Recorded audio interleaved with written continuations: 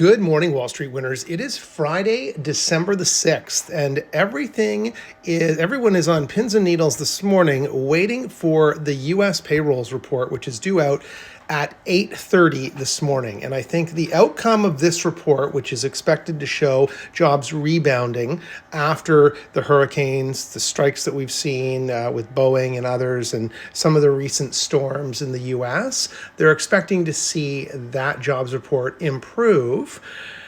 We had the ADP jobs data out earlier this week for private jobs on Wednesday, and it came in a little bit lower than expected, but not a huge amount. I think we were expecting 150,000, and it came in at 146. So it was off by 4,000, which isn't a huge percentage off of the estimate, and markets were happy with that, and they continued on. I think what we'll see is if we take a look at the markets right now in the futures, everything's in the red, but only slightly. So all the indices are down. I mean, S&P off 5 points, the NASDAQ off 5.5. They're all less than 0.0% below where they finished yesterday.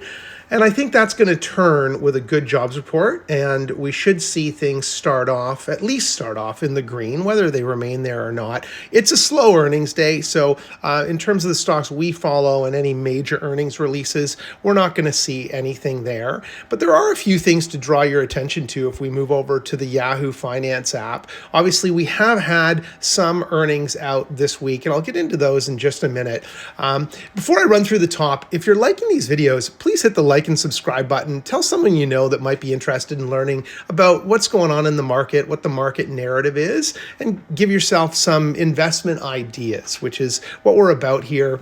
Looking for opportunities to buy in to certain equities, certain stocks, and then sell those, usually in a fairly short time frame for a small percentage capital gain, and then rinse and repeat that process over and over throughout the year to create a pretty decent return percentage-wise and dollar-wise at the end of the year. So as we look through the top here, you can see crude is off 70 cents. So in theory, oil stocks typically correlate to crude most days, but not all days. So we should see as we scroll down that oil stocks are in the red.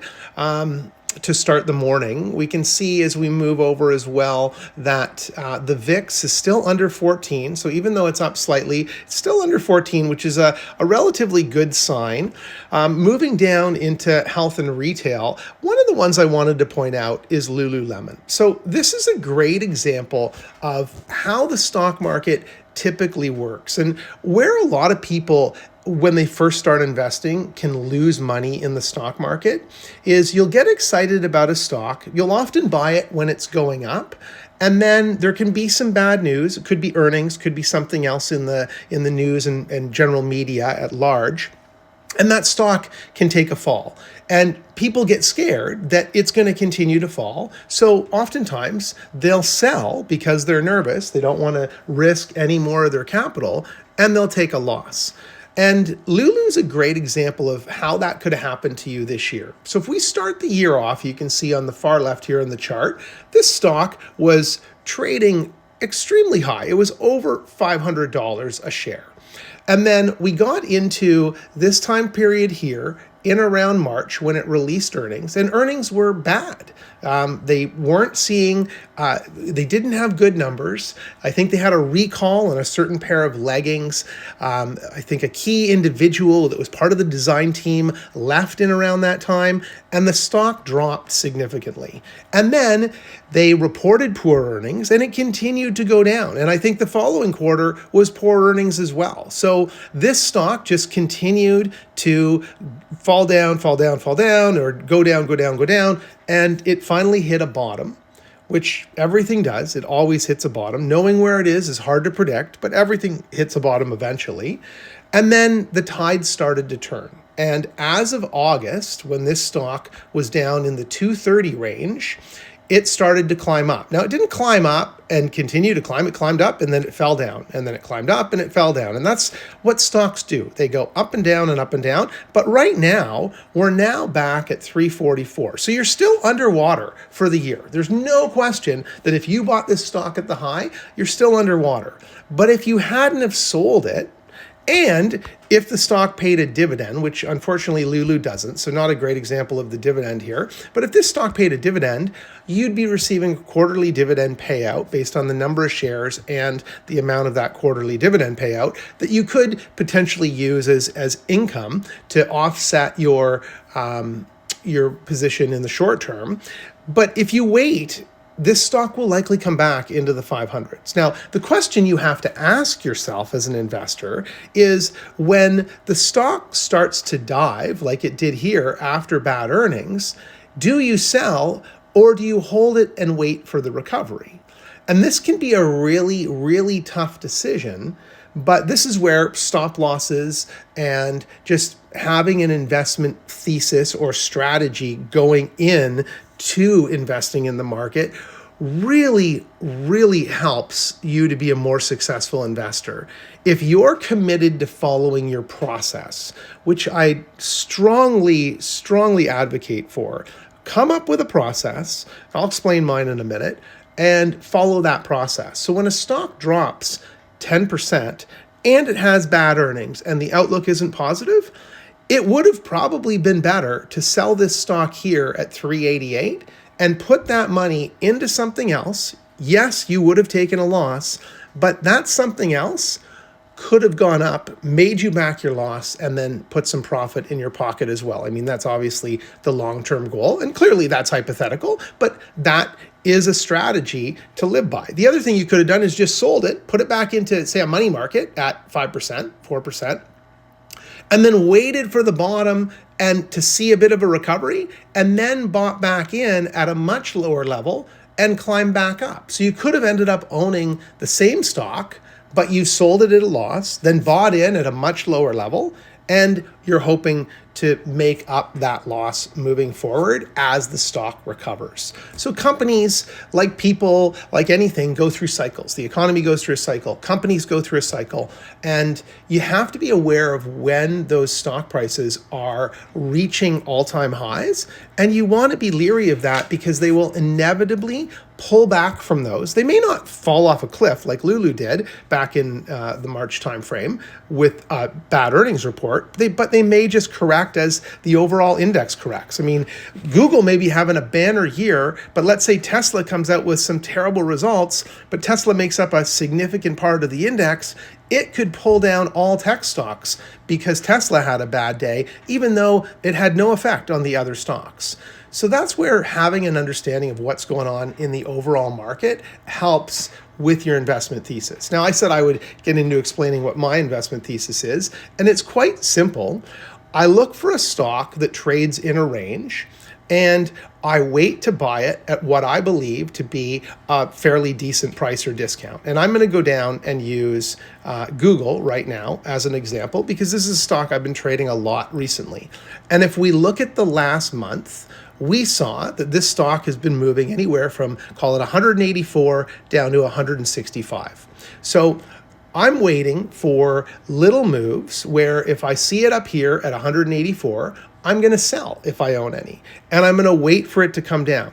Now, you can't time it perfectly, but from time to time, you have the ability to make small percentage wins. If you break this out on a day-to-day basis, you can see that there's an extreme amount of volatility over a day-to-day basis. So you have the ability to get in at a low point in the day and then sell at a high point in the day. And that's all that my strategy is intended to do. And if I buy at a low point and it goes lower, then I'm going to hold on to that for the next day or two and watch the movements, watch the overall, in this case, NASDAQ, because it's a tech stock, watch the index, and try to get out at a profit and take a small, usually 0.5% to a percentage gain on a trade. And if I can do that 20 to 40 times a year, which you can make these types of trades sometimes multiple times in a day. So you're not talking about 20 to 40 days in a year, but 20 to 40 trades in a year at 1% gives you an incredible return that is typically much better than you would get in many other different funds that you may put your money into, and certainly any fixed income instruments that provide a lot more security and less risk, but very little upside in terms of, well, no capital gain typically, but they can provide a capital gain sometimes, but usually no capital gain, just income. And then you have to think about your tax situation, because capital gains are usually taxed preferentially as opposed to income, which would be something you would receive from a fixed income instrument like a GIC or a treasury bill or something of that nature. So that's the thesis. Going through the market today. So let's get back to basics here. If we start with health and retail at the top, I'm not really looking at a lot here. I wouldn't be, you could probably buy into Lulu now. I think it's going to pull back from that pop. They typically pop and then pull back. So if it drops down into the 320, 330s before Christmas, I think it might be worth a purchase, because they're forecasting that they're going to have super strong holiday sales and they're growing internationally. That's why the stock popped. Then we go down a little bit lower. Nothing really excites me in that area or in transport. I think there's still a lot of potential in oil. Not everyone agrees with that statement right now. There's a lot of people who are thinking oil is going to go lower. There's a lot of concerns over potential tariffs coming in the US for Canadian oil, and how that's going to affect the prices. OPEC can make changes at any time, so that can be risky around oil. But I think oil is near its annual lows and has a lot of opportunity to move upwards. So looking at a stock like Valero, one of my favorites, if you look at the 6 month, it's down 14%. So it was up in the 180s earlier this year, January, February. It's now down in the 130s. Pays a decent dividend. If you take a look at the dividend, it pays 3.22% annually. It's going to pay out on December 20th if you owned it on November 20th. But this is one where I think you've got, if you just look at the last month as an example, this has moved from, call it 132 to 145. So now that it's down near that low, I think it has the ability to recover as we head into the remainder of the year and into January. So I think there's some potential there. I also love tech, but I'm staying away from a lot of the overhyped tech stocks. So if you're a long-term investor, I would buy some NVIDIA. I think that's a great buy right now.